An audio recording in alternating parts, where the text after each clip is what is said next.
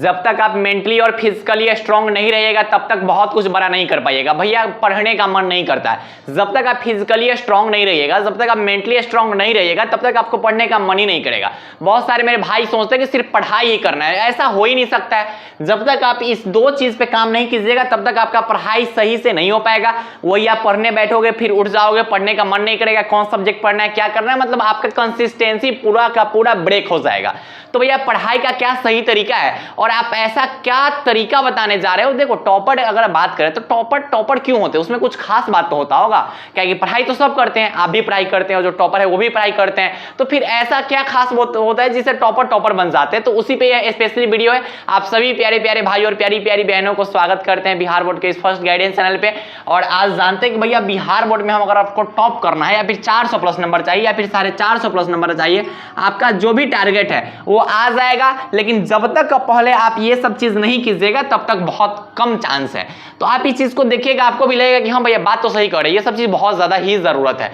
सबसे पहली चीज अगर बात करें तो आपको मेंटली स्ट्रांग होना पड़ेगा। यह कोई मोटिवेशनल वीडियोस नहीं है। मेंटली स्ट्रांग होने का मतलब है ना कि खुद पे पहले भरोसा होना चाहिए क्योंकि हाँ आ जाएगा 450 प्लस, आ जाएगा 400 प्लस, आ जाएगा 470 प्लस या फिर आ जाएंगे बिहार टॉपर। तो जब तक आपको खुद पे भरोसा नहीं होगा तब तक बाकी दुनिया का कोई ताकत आपको टॉपर नहीं बना सकता है। तो सबसे पहली चीज होती है सेल्फ बिलीफ, जिसको आत्मविश्वास कहते हैं। तो जो भी आपका टारगेट है उस टारगेट के लिए आपको सबसे पहले खुद पे भरोसा करनी पड़ेगी कि भैया हमारा आएगा तो आएगा, हालांकि हम मेहनत करते हैं। तो सबसे पहले चीज सेल्फ बिलीफ। बहुत सारे मेरे भाई जो होते हैं वो इधर उधर के चक्कर में आके कि फलाना भैया बोल रहे थे कि ना होगा अंतिम समय में कुछ हो, कहला जा रहे हो फलाना भैया से बात करने। ज्यादा लोगों से मत बात कीजिए, एग्जाम तक कोशिश कीजिए कि बहुत कम लोगों से बात करें। ऐसे लोगों से तो खासकर मत बात कीजिए जो आपको डिमोटिवेट कर रहे हैं। दूसरा चीज होता है भैया फिजिकली स्ट्रांग। फिजिकली स्ट्रांग होने का मतलब है कि आपका हेल्थ वगैरह ठीक रहना चाहिए। जब तक आपका हेल्थ ठीक नहीं रहेगा तब तक आपका माइंड अच्छा से काम नहीं करेगा। जो भी मेरे भाई है उनसे रिक्वेस्ट है कि कोशिश कीजिएगा कि आप मॉर्निंग में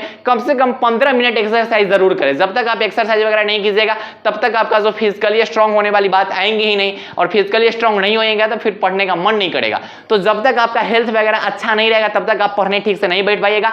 यही कारण है कि आप पढ़ने बैठते हैं आपका मन इधर उधर उब जाता है, फिर उठ के भाग जाते हो, हालांकि ज्यादा देर पढ़ नहीं पाते हो। तो आपको मेंटली और फिजिकली दोनों स्ट्रांग होना पड़ेगा।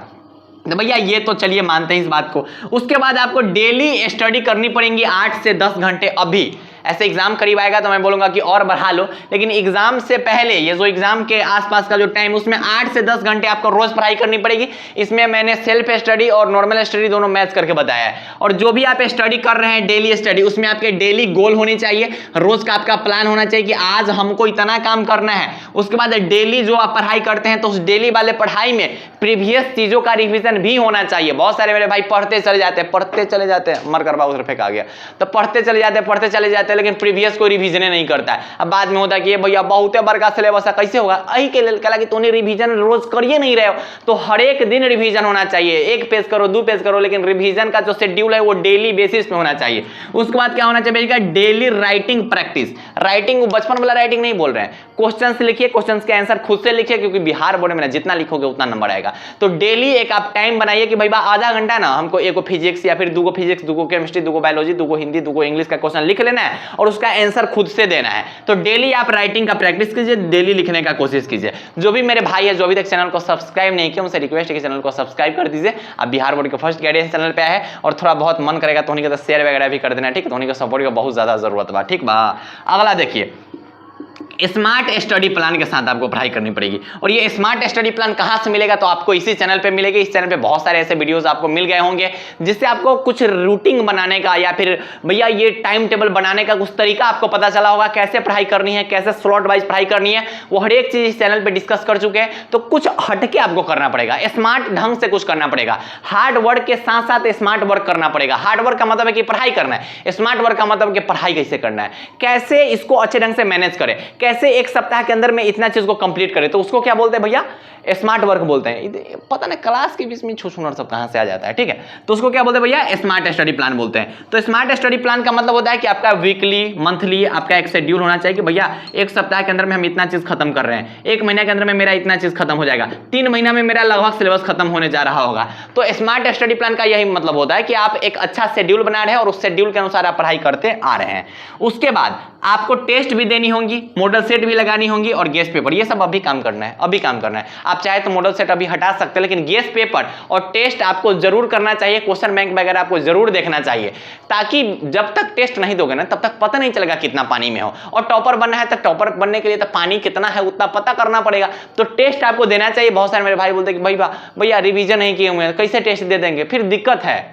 रिवीजन करो ना करो वो आपका ऊपर डिपेंड करता है। टेस्ट में बैठो, ऑफलाइन टेस्ट हो रहा है फिर भी बैठो, ऑनलाइन टेस्ट हो रहा है फिर भी बैठो, कम नंबर आएगा खुद है तो उन्हीं के है ना, तो होता है ना थोड़ा कम फील होगा तब तो उन्हीं खुद पढ़ने बैठोगे।